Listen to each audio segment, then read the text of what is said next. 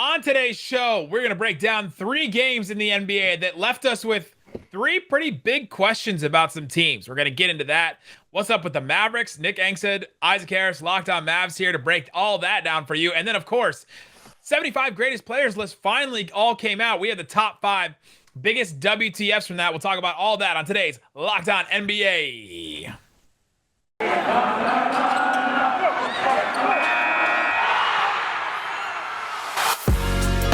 You are Locked On NBA, your daily NBA podcast. Part of the Locked On Podcast Network, your team every day. And welcome. You are Locked On to the NBA. My name is Nick Angstadt, host of the Locked On Mavericks podcast, and joining me every day on Locked On Mavs, but for the first time on Locked On NBA, the national news guy, the One More Thing King. What you got for me, Isaac Harris? Well, we talk every single day Locked On Mavs. So just in general.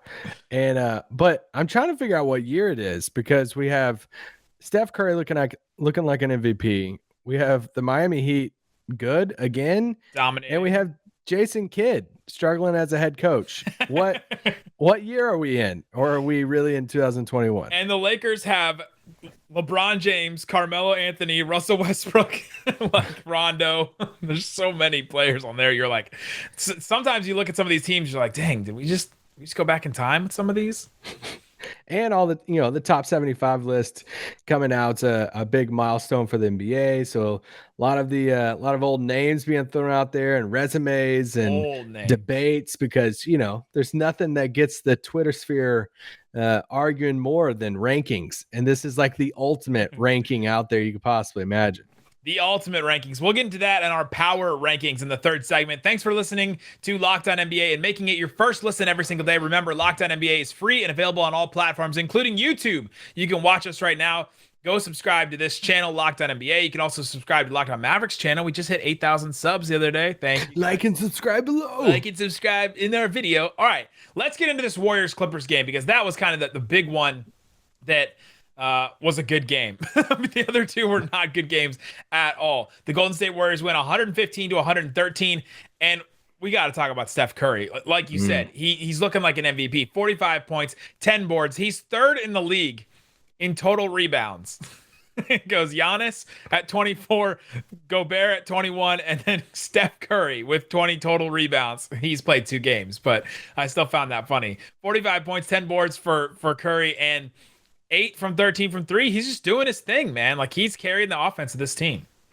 How many games until Porzingis hits 20 boards total? Oh my gosh. 4?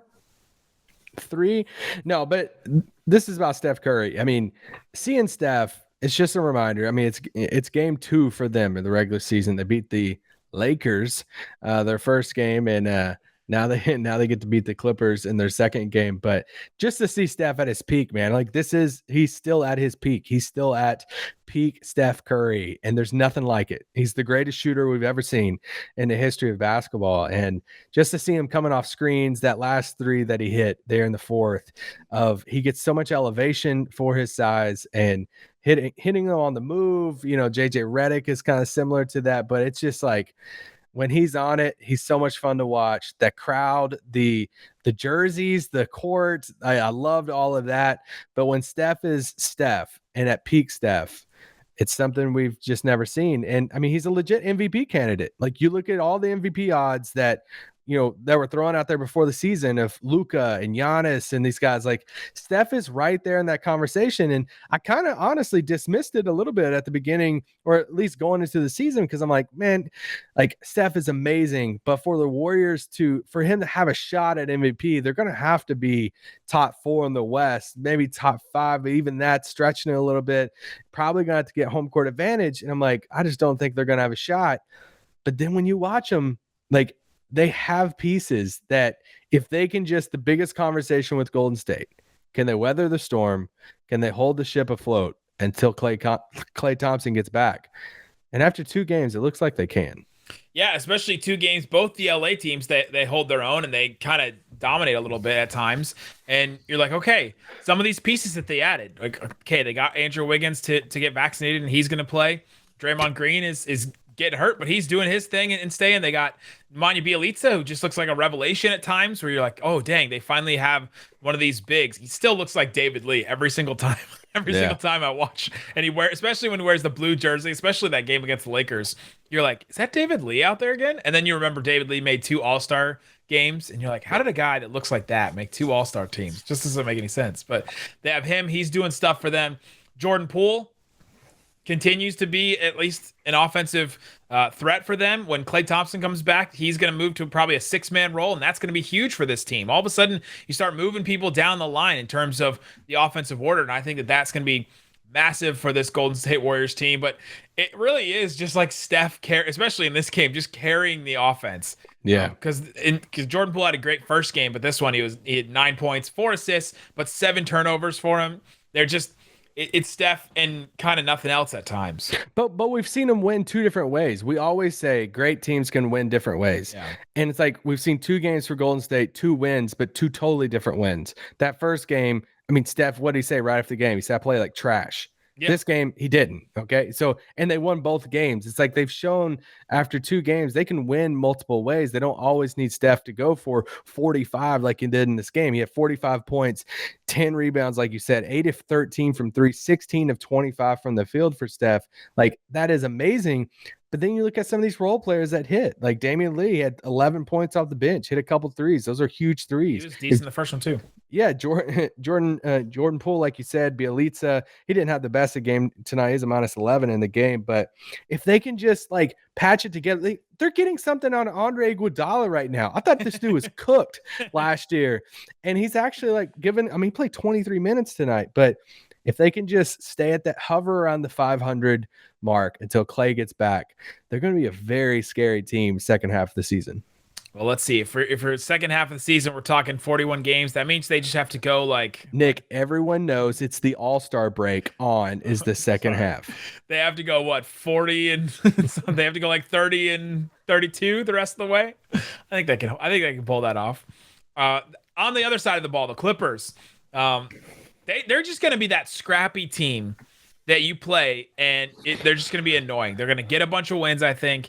But they're not going to be a real threat to a lot of people. But they got some players. Eric Bledsoe might be reinvigorated. He may have not want to have been wherever he was last. Pelicans. Where was he? Where's Eric Bledsoe last time? But they may have found something with Eric Bledsoe. Paul George continues to be kind of an underrated star. I start going through some of the lists of guys that have made the most All-NBA teams and stuff that weren't on the Heck, I'm surprised 75. He didn't make the top 75 at this point. With some of the guys that made it, yeah. But he had a great game, 29 points, 11 boards, 6 assists. And that shot at the end there that sort of kept him in it. Yeah, the Clippers, in a weird way, they're almost like the Clippers from how many years ago was it that they snuck into the Harrell, like Patrick Beverley, but before Paul George and with Tobias Harris and it's like they were the scrappy Clippers that was like, oh man, they're fun to watch. And I think this is going to be kind of similar. I'm still not like super high on this team just because you just can't convince me to trust Eric Bledsoe right now. Starting lineup of Bledsoe and Reggie Jackson, you're like, okay, what am I getting on any given night, right? There's just some nights where you're going to get 25 points from Reggie Jackson, and some nights like he didn't shoot well. He shot 4 of 19 in this game. And then Eric Bledsoe, kind of the same thing on offense, but at least you're going to get the defensive side. And so it's just polar opposites with those guys sometimes.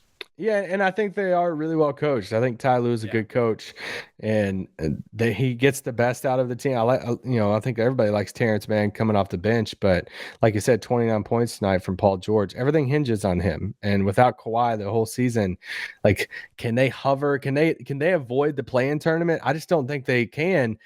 Is there a world that they miss the play-in tournament? Possibly.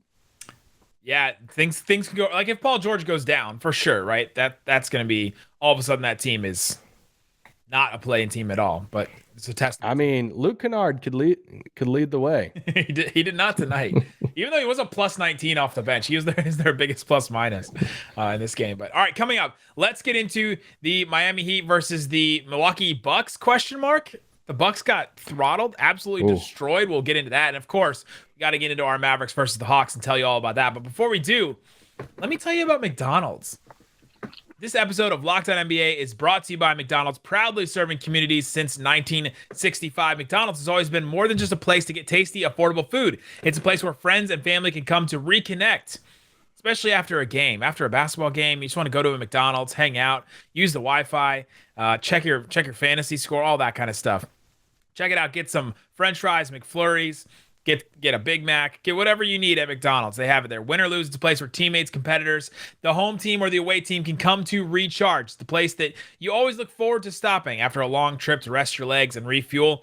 Go check out McDonald's. Go and head to McDonald's to refuel and reconnect. Did somebody say Locked On NBA watch party at McDonald's?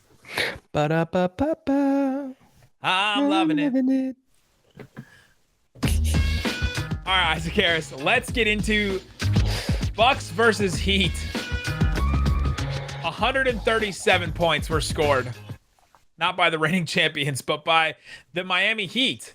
95 points scored by the Bucks. It's important to note right off the bat, Drew Holiday out with a heel contusion. Brook Lopez out with back soreness. Bobby Portis still out. Giannis started at center in this game.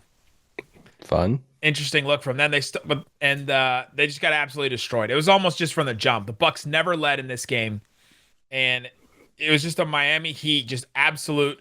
It was one of those games that felt cathartic for them, right? It felt like a game where they're like, okay, you guys, like we beat you in 2019 or 2020 in the playoffs, and then the Bucks destroyed them in the first round last year, and the Heat were like, all right, it's our turn now to come back and just return the blow. Even just in a regular season game, it felt like they needed that. Yeah, I felt like this game was over before it even started. Kind of always like seeing who lands the minus 30 in a game, and shout out to Justin Robinson who got landed at minus 35 in this game. But I mean, Giannis was minus 25, Middleton minus 26. I mean, this game was over. I mean, Giannis only had 15 and 10, or only played 22 minutes. But this is more about the Heat. And going into the season, I feel like you kind of found two different people in regards like how good can the Heat be this year? Are the Heat gonna kind of like mail it in? They have the older players. They have Lowry, Jimmy Butler. Hey, let's just save it. Our main goal is just to be healthy going in during the regular season. Yeah, and just like make the playoffs, make the top 6. But there's no reason going for the number 1 seed when you have some older guys like Jimmy, Kyle Lowry. But then you have like another group of people. It's like, dang man, if you watch this game tonight, you're like, why can't they be in the top 3 in the East? Yeah. Like, what? I mean, Jimmy Butler, Kyle Lowry, like Lowry only had 5 points in this game. But when you have like Tyler Hero coming off the bench, this is the same Tyler Hero who's in the same category as Luka and Trey and all. He thinks he is. But according to Tyler Hero. According to Tyler Hero, per Tyler Hero, he's in the same category. But I mean, 27 points tonight. I mean, he was my 6th man of the year pick this year, and I'm feeling good right now at this current moment. That's a good 4 start. of 8 from 3. But if they can get him off the bench scoring 20 points a game, he's going to win that award, I think. And yeah, they just looked like a lot of fun tonight. We were all for the Kyle Lowry to Dallas thing all offseason. We were like, that's the number 1 thing. Do it. And it's for multiple reasons. It was because not just the production he can bring, like you said, just 5 points in this game, but he did have 6 assists. He was plus 22 in the game. He was doing stuff. And I think it empowers guys like Bam Adebayo. One of the big storylines of the Heat last year was, can Bam Adebayo become more of a scorer? And they kind of needed him to be because they didn't really have a ton of other options. Bam, 20 points in this game, 30 rebounds. He got a lot around the mid-range, the floaters. 13. Did I say 30? 13. I mean, sounds great. 13 rebounds for him, 20 points. Oh, he was plus 30. That was what I was going for. Oh. But yeah, if Bam can be a little bit more of a scorer, if he can take a step forward in that direction, that's massive for this team. Then all of a sudden you have Butler, Lowry, Tyler Hero, and then Bam, who can all be like 20-point per game scores. That would be an absolutely massive thing for this. I mean, heck, PJ Tucker scored tonight. Like PJ Tucker scored points. They really, yeah. When you look at like teams like top 6, top 7 players, if they can get another 1 or 2 guys that can give them solid minutes, because like their top 6 of Jimmy, PJ Tucker, Bam, Duncan Robinson, Lowry, Tyler Hero. After that, and then you're trying to find some combination of, Dwayne Dedmon, Markieff Morris, and you just kind of go.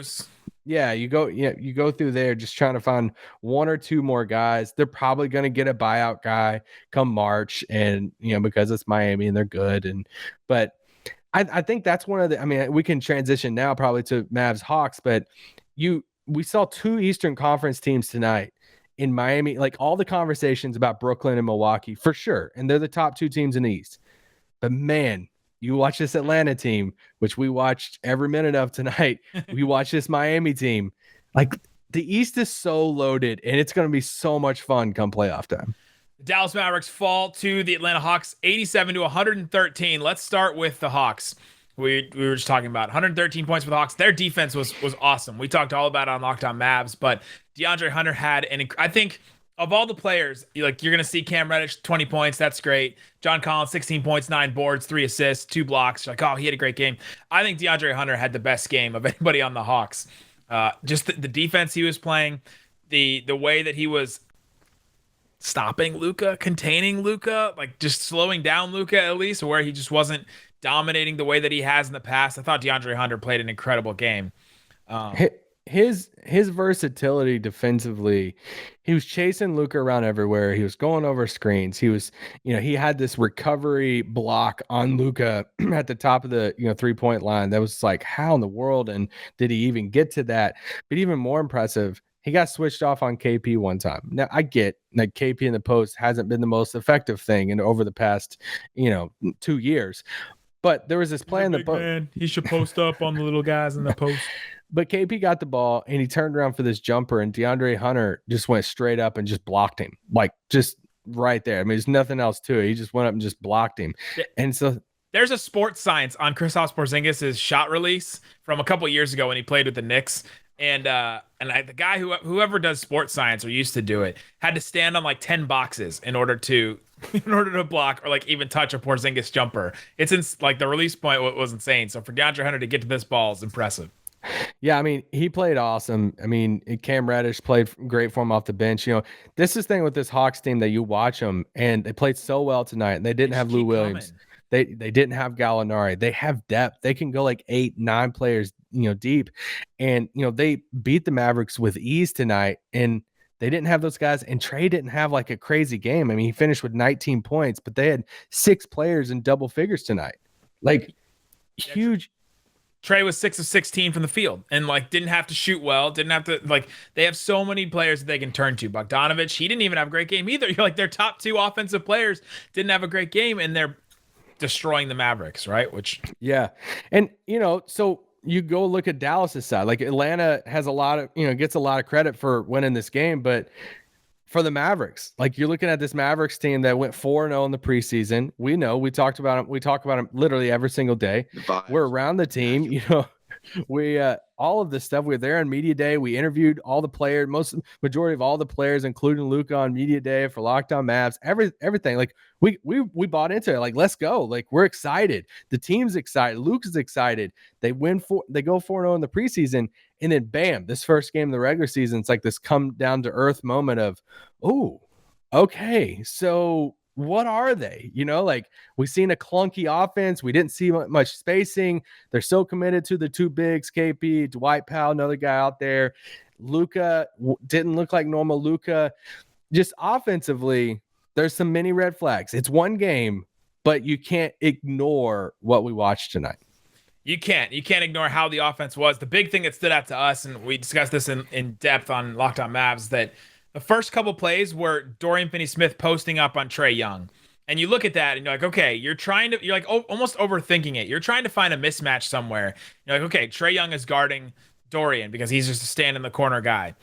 And so they're like, all right, let's post up Dorian and see if Dorian can get a shot over Trae Young. And it's just not what Dorian does in his offense. And so it seemed like a couple of things every once in a while were happening. Jason Kidd has taken the approach of I'm gonna let guys be them. His big quote this offseason was, I'm gonna make Kristaps Porzingis a basketball player. He's not just a stand in the corner guy. He's not just this. I'm gonna make him a basketball player. He's allowing guys to be a little bit more loose in their role, and it's causing guys to do stuff that they don't do normally on offense. And so there's a lot of contested shots in this game, a lot of pull-up shots.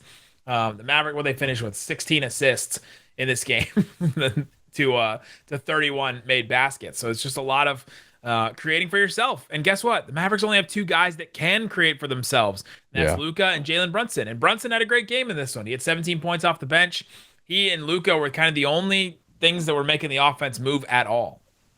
Yeah, and I mean, you look at their mid-range shots tonight. I think they were 5 of 17 from the mid-range. And it's like that. If you're not going to space out the floor and shoot a ton of threes, and it's not working, you're not going to get to the rim either, then you're going to kind of commit to that mid-range. And when you're not hitting the mid-range, it just looks very crowded at times. And I mean, you have a combined, played minutes from KP, Dwight Powell, Willie Cauley-Stein at 60 minutes because they're so committed to running two bigs instead of KP at the 5. And, that resulted in guys like Reggie Bullock, who's arguably their biggest signing of the offseason, $10 million a year, playing 15 minutes. Sterling Brown playing 10 minutes in this game. So it'd be really curious just to, I think it's just hey, you got to monitor it, especially if you're listening to this, and you're like, hey, I'm not listening to, the Mavericks every single day. I think it's just put it on your radar, see what happens to the Mavericks. Jason Kidd might be bad. Well, just like see how it plays out over the next few weeks. Like, how committed are they? How are they stuck in the mud of like, this is what's happening no matter what? Or will we see a shift in offense and everything if this doesn't go like we all thought it would go? If they're sitting there, 3-6 after the first 9 games, are they really going to start shifting some things offensively with Jason Kidd? We'll have to see. If the Mavericks offense is this bad in 5 games, I'll be calling for Jason Kidd's job. Because didn't you before the season started? The Mavericks offensive rating was 86 in this game. It was 116 points per 100 possessions last year. It was 86. That's insane to me. Like, just it's one game, but so it's almost like this game was so bad for the Mavericks offensively that you almost can't put any stock into it. So we'll see if that remains true. But if the offense is this bad for the first 5 games, there'll be major red flags for me. All right, coming up. The NBA's greatest 75 players of all time came out. They finally released it. They've been like dripping like little every once in a while they'll do like 10 over the last week or so. We'll get into that, and we'll give our top 5 biggest WTFs from that coming up. But before we do, let me tell you about Built Bar. Built Bar is a protein bar that tastes like a candy bar. They're delicious. They have a new flavor, coconut marshmallow puff. If you've never tried the puffs before, I bet a lot of you have tried Built Bars at this point. But if you haven't tried the puffs, they're great. They have marshmallow filling in the middle of it. Still that same chocolate outside. So if you actually don't like the Built Bar consistency, it's very different. It's a very different type of bar. Or if you've never tried it, definitely go try it. The coconut marshmallow, 140 calories, 17 grams of protein, 6 grams of sugar in a bar covered in 100% chocolate filled with marshmallow. They're great. They're good for you. Go check out Built.com. Use the promo code LOCKED15. You'll get 15% off your full order. You can combine a bunch of stuff. You can go get them at Built.com. Get the Built Bars, get the Puffs, get the Bites, get the Broth, get the Boost, all kinds of things at Built Bar. You can earn rewards as you buy more boxes, and then you can get free boxes. I'm about at a free box right now, and I'm excited to see which box that's going to be. Go check it out. Built.com. Use the promo code LOCKED15. All right, Isaac Harris, let's get into our power rankings. We do this every Friday. We like to have some fun on a Friday. It's usually me and Adam today, me and Isaac. Top 5 WTFs. This is perfect for YouTube. WTF. There's also so many channels that do top whatever WTFs. 75 greatest players ever list that came out. Initial thoughts before I get into my top 5 here. I have a question for you. What does Bill Simmons, Michael Jordan, and Giannis have in common? Bill Simmons, Michael Jordan, and Giannis. They all have kids named Ben? I don't know. They were all on the voting panel for the top 75. The voting panel for this was fascinating to look at. Literally from Michael Jordan to like current players like Giannis and Steph, Lisa Leslie, Hannah Storm, like John Stockton, Spoelstra, Stephen A. Smith, Wilbon, Bob Pettit, Greg Popovich, like Zach Lowe. So many people on the voting Steph panel Curry. of this.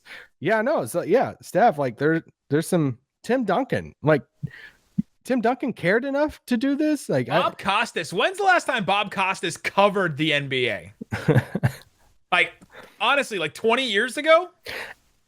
You and I both have gotten to cover Dirk up close for years now. And it's like, I'm fascinated that they got Dirk to do this, that Dirk cared enough to like do a ballot and all this stuff and all of that. I but just imagine Dirk sitting there with like a notepad and a pencil, just like writing them out. And just give me some names and I'll circle them. But no, okay. So first reaction to this, Rashad got some votes too. I love Ahmad Rashad, but some votes. He was on the panel. so they dropped 25 names over the past 3 days to reach their 75 mark. They touted this whole thing of, hey, the top 50 that were released 25 years ago, however long, like it's not, those are not locked in. Okay. Like we're like some players could, leave that and then we could add. No, they were all back. So I like that whole like, hey, they might not all be back. Nope, they were all back. Like not a single one of the 50 were, voted out, if we want to say that.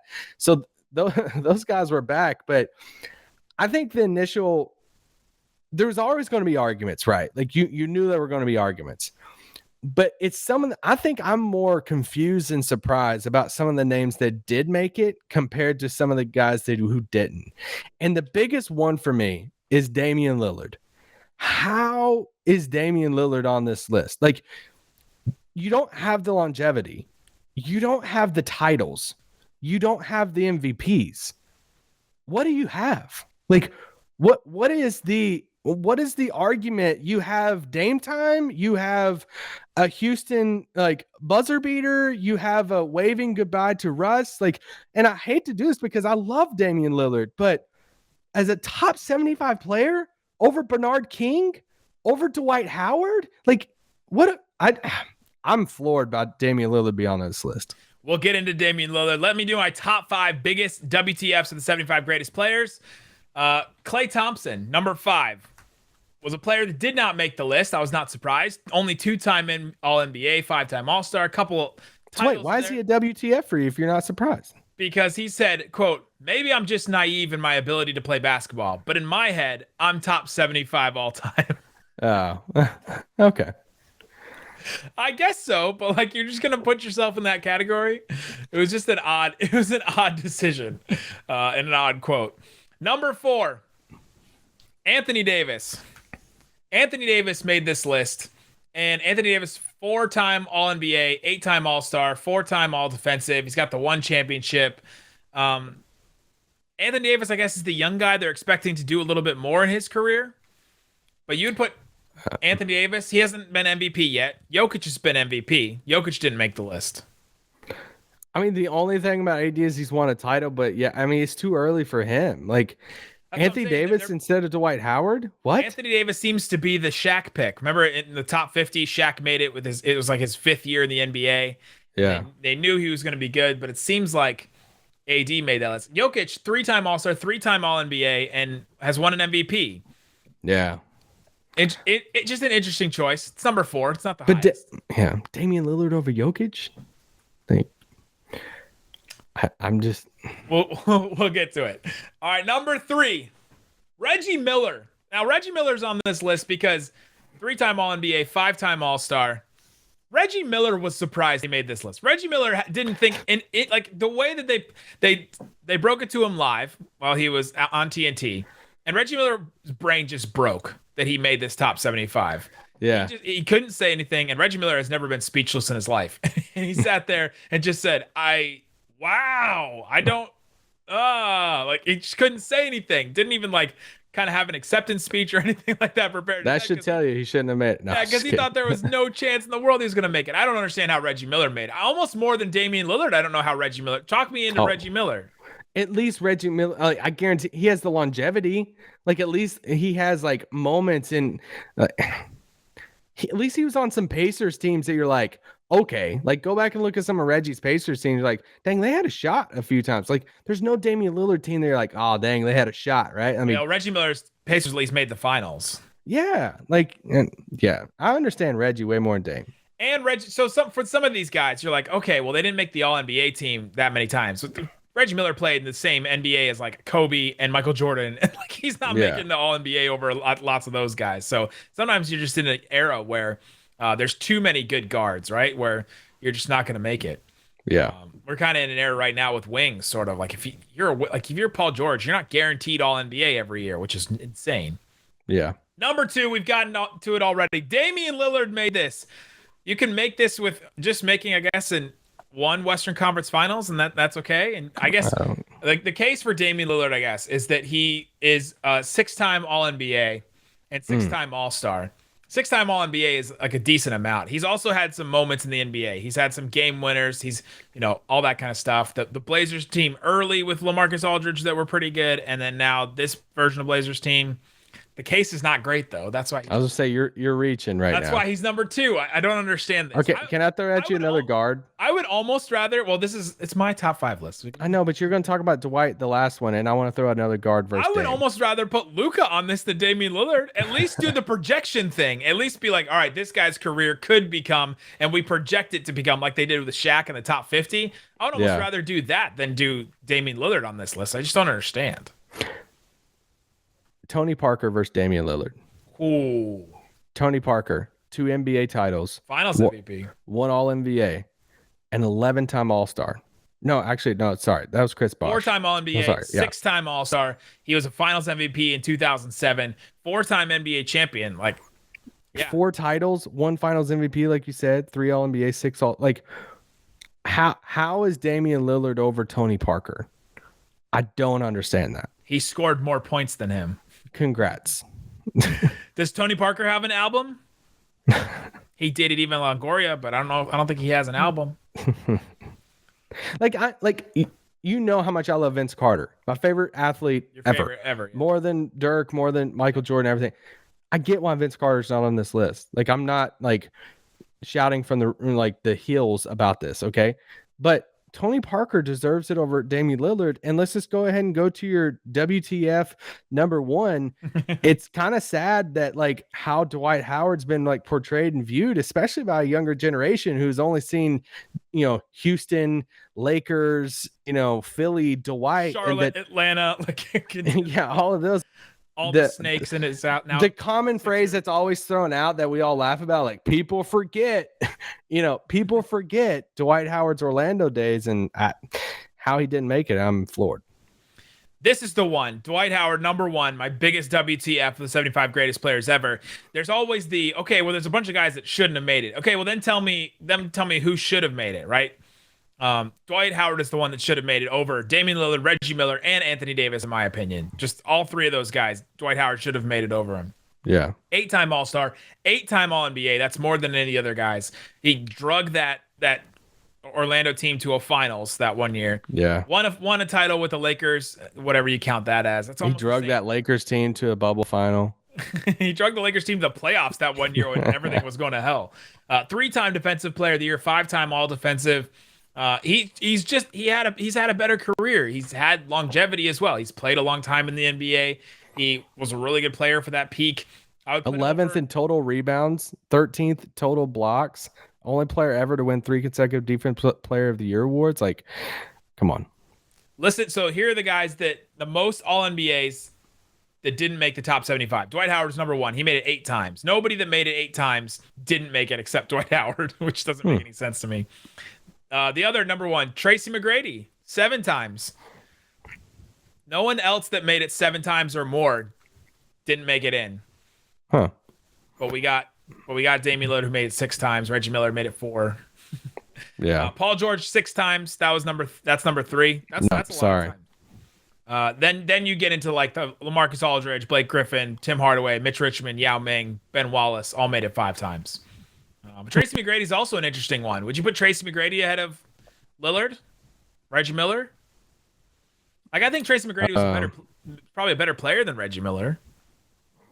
More versatile offensively. Yeah.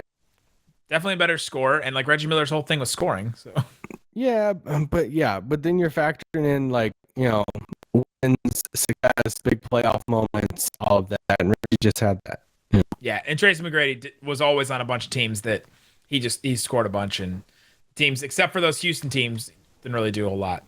The only 2 MVPs to not make it onto this list. Remember the top 50, Bob McAdoo made was an MVP and didn't get put on this list. He finally gets put on the 75 list.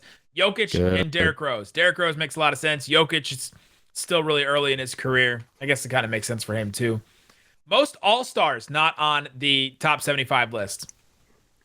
Chris Bosh, number 1. 11 times he made the All-Star team. It's wild. That's sort of insane. 11 times. I mean, I get why he's not on this list though, but For sure. Yeah, he only made All-NBA 4 times, 3 times. Come on, Basketball Reference. you know how to use Basketball Reference? He never made All-NBA. 11. That has to be a record. 11-time All-Star and never made All-NBA. One time. He made All-NBA one time in 2007. But that's number 1 in All-Stars. Lenny Wilkins made it 9 times. Your boy Vince Carter made it 9 times to the All-Star team. Lenny Wilkins made the top 75, I thought. Oh, take him off. Alex English was a big snub. A lot of Nuggets media people were talking about. He made the All-Star team 8 times, didn't make it. Dwight Howard made it 8 times. Alex English, I think, is the only top 20 scorer of all time. I think he's 19th. I could be as far as all-time leading scorer, and he didn't make it. Should I have put Carmelo on the WTF list? Yeah, he made the top 75. I've seen some people complaining about that. 6-time All-NBA, 10-time All-Star, top 10 in scoring. That's enough of a resume, I think. Yeah, if you're a top 10 scorer of all time, you got to make it. Sorry. That's just what it is, right? James Harden made it. James Harden's won an MVP. He's been number 2 a couple times. Yeah, I was just throwing it out there. 9-time All-Star, 7-time All-NBA for him. Dominique made it. Super happy for him. Yeah, he deserved it. Bob McAdoo made it. He was an older player that finally made it. Yeah. Yeah, there you go. Paul Pierce made it. That one, I have personal vendetta against Paul Pierce. Wish he wouldn't have made it. Overrated. All right, there you go. That's Locked On NBA. Guys, thanks for making Locked On NBA your first listen. Go listen to Locked On Mavs if you haven't listened. As your second listen. Listen to Locked On Mavs. Guys, thanks so much for listening to Locked On NBA. Peace out. Boom.